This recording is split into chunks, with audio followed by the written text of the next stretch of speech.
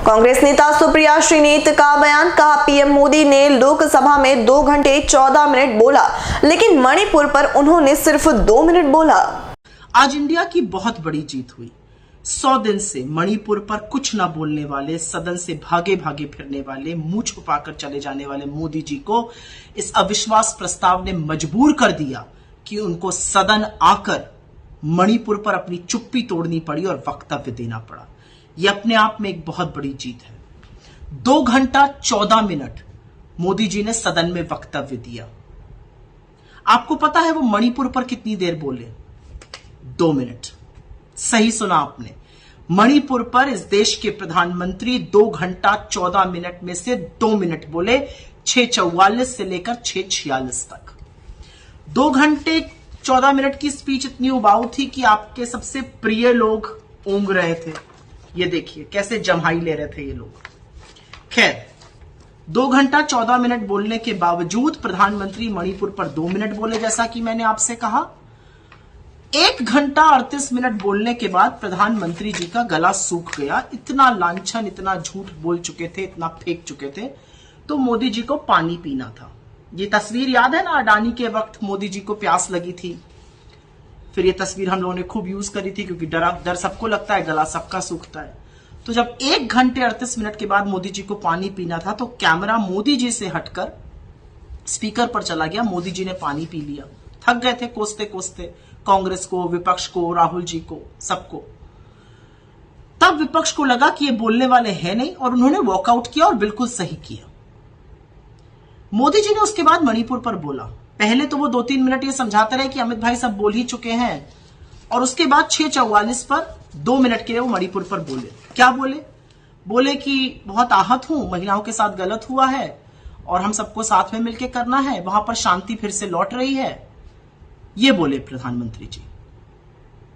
कोई जिम्मेदारी नहीं, कोई जिन लोग शहीद हो गए उनके लिए श्रद्धांजलि नहीं, कुछ नहीं।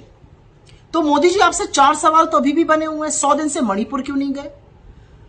मणिपुर पर अपने आप ने चुप्पी अपने आप क्यों नहीं तोड़ी? उस भयावह वीडियो के बाद ही 36 सेकंड क्यों बोला? आपकी जिस सरकार पर ना आपके विधायक का, ना गवर्नर का, ना सुप्रीम कोर्ट का, आपके खुद के विधायक का विश्वास नहीं है, वो अभी तक क्यों बनी हुई है? क्यों बर्खास्त नहीं किए गए वीरेंद्र सिंह? और अंततोगत्वा मोदी जी, ये पूछना था, जिस शांति की आप बात कर रहे हैं, उस शांति में असम राइफल में और मणिपुर पुलिस में तनातनी है। दोनों एक दूसरे के खिलाफ एफआईआर कर रहे हैं। मणिपुर पुलिस वीरेंद्र सिंह को रिपोर्ट करती है और असम राइफल अमित शाह को रिपोर्ट करती है। ये शांति बहाल कर रहे हैं आप 21वीं सदी के मणिपुर में। तो ये असलियत थी मोदी जी के मणिपुर के भाषण की। चिरपरिचित अंदाज में स्क्रिप्ट लिखी लिखाई है, वही बोलते हैं। विपक्ष को कोसना है, नेहरू तक जाना है, राहुल जी के खिलाफ 4 शब्द बोल देने हैं, इधर उधर की बातें करनी है। मणिपुर पर डिस्कशन था और ऐसा लग रहा था कि जैसे कुछ अट्टहास, कोई महफिल सजी हुई है। हंसी, चुटकुले, मोदी जी हंसी नहीं रोक पा रहे थे अपनी। अरे कुछ नहीं तो उन 2 लड़कियों के बारे में ही सोच लिया होता जिनके साथ ये दरिंदगी हुई थी। बोल नहीं पाते आप, हंसना तो दूर की बात है। झूठ बोल गए। अभी थोड़े दिनों पहले पकड़े गए थे, एक आईआईटी एक आईआईएम हर साल खुलवा रहे थे, पता चला 5 साल से एक को नहीं खुला है। फिर बोल गए कि आईआईएमसी खुल रहा है मिजोरम में। अगस्त 2011 में खुला था आईआईएमसी, आपका उससे कोई लेना देना नहीं था। खैर, मोदी जी का जो ऑब्सेशन राहुल गांधी जी से है, वो आज फिर देखने को मिला। 2 घंटे 14 मिनट की स्पीच में लगातार कांग्रेस की ही, राहुल जी की ही बात करते रहे। कितने वीडियो देखते हैं भाई आप राहुल जी के? सब पता है आपको वो कहां शूट करते हैं, किससे बात करते हैं। जब किसान वाला वीडियो देख ही लिया तो समझ लिया किसानों को दिक्कत क्या है, तकलीफें क्या है, उनकी वेदना क्या है। और कुछ नहीं तो मोहब्बत देखी कैसे दिल खोल के लुटाई जाती है। थोड़ी आप भी सीखिए, उस कायर दिल में थोड़ी तो मोहब्बत भरी है। खैर, हमारे ट्वीट भी देखते हैं आप। पसीना पूछने वाला ट्वीट भी आपको याद आ गया, पानी पीने वाला जो हमने लगाया था वो भी याद आ गया, इसीलिए आपने कैमरा मुड़वा दिया। अच्छी बात है, ये डर, ये खौफ अच्छा रहता है। लेकिन मोदी जी, आज आपने एक बहुत बड़ी गलती की। आप अपने सांसदों को कुछ भी कहते रहिए, अपने चरण चुंबकों को कुछ भी डायलॉग बाजी करते रहिए। 2 चीजें आपने साफ कर दी। एक पहली चीज आपने साफ कर दी कि अपने दिमाग बेलगाम प्रवक्ताओं को और फेक न्यूज की अपनी व्हाट्सएप फैक्ट्री को, अपने सोशल मीडिया की स्क्रिप्ट आप खुद लिखते हैं। क्योंकि ऐसा लग रहा था मानो वो व्हाट्सएप का खर्रा पढ़ रहे हो जो आप पढ़ रहे थे सदन में भाषण अपना, बिल्कुल वैसा प्रतीत हो रहा था। तो स्क्रिप्ट तो आप खुद लिखते हैं, इसीलिए आपके पास वक्त नहीं है देश के काम करने का, क्योंकि आप फेक न्यूज फैक्ट्री चलाने में ही इतने मशगूल हैं। ये पहली बात। दूसरी बात, आज आपने एक गलती कर दी।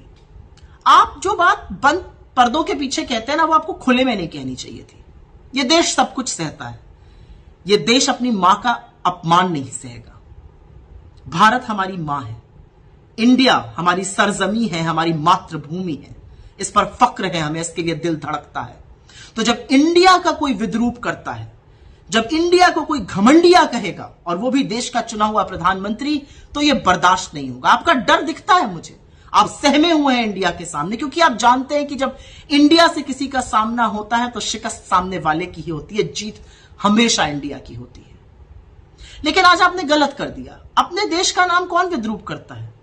उसको देश प्रेमी तो नहीं कहते हैं, उसको देशद्रोही कहा जाता है।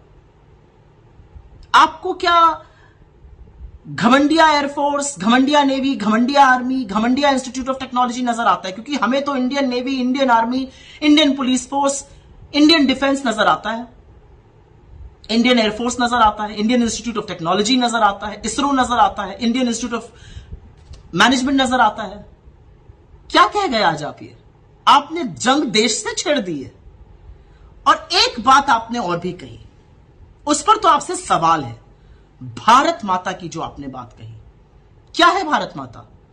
भारत माता खेत है, खलिहान है, नाव है, नाले हैं, नदी है, पहाड़ है, नदियां हैं, बाग हैं, बगीचे हैं। क्या है भारत माता?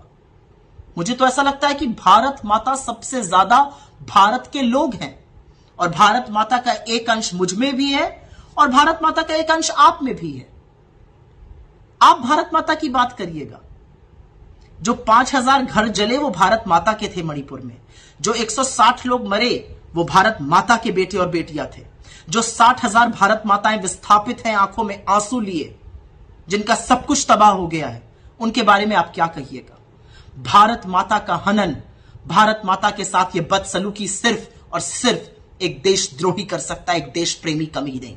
अपनी मां को गलत नाम से बुलाने का काम सिर्फ एक एंटी नेशनल आदमी कर सकता है, एक इंडियन नहीं।